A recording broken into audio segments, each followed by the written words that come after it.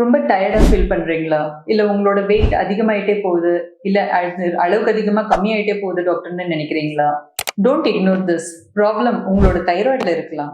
தைராய்டுல 2 விதம் இருக்குங்க. ஒண்ணு ஹைப்போதைராய்டு. இதுல தைராய்டு ஹார்மோனோட சுழற்சி கம்மியா இருக்கும். இல்லாட்டி hyper thyroid where hormone levels will be really high. ஹைப்போதைராய்டுல டயர்ட்னஸ், வீக்னஸ், வெயிட் அதிகமாகிக்கிட்டே போகிறது, கான்ஸ்டிபேஷன் இருக்கிறதுலாம் இருக்கும். அதே ஹைப்பர் தைராய்டா இருக்கு, தைராய்டு ஹார்மோன்ஸ் நிறைய இருக்குன்னா வெயிட் லாஸ், அளவுக்கு அதிகமா வெயிட் கம்மியாயிட்டே இருப்பாங்க, லூஸ் மோஷன் ஆகலாம், ஆங்ஸைட்டி, பால்பிட்டேஷன்ஸ், நெஞ்சு படபடப்பு எல்லாம் இருக்க செய்யலாம்.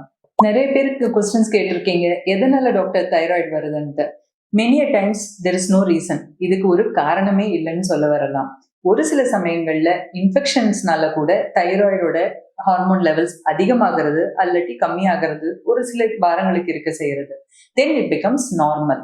பட் எந்த வெரைட்டில இருக்கீங்கன்னு நீங்க செக் பண்ண வேண்டியது த்ரூ ஹார்மோன் லெவல் கால் TSH, thyroid stimulating hormone check பண்ணி பாருங்க.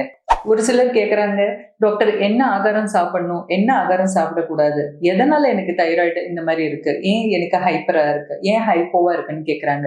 டயட்டுக்கும் தைராய்டுக்கும் அந்த அளவுக்கு கனெக்ஷன் இருக்குன்னு சொல்ல விரும்பல. Diet doesn't have much influence on your thyroid production. Diet doesn't have much influence on the thyroid hormone. Thyroid issues are quite common but often missed. Listen to your body and get tested with TSH today.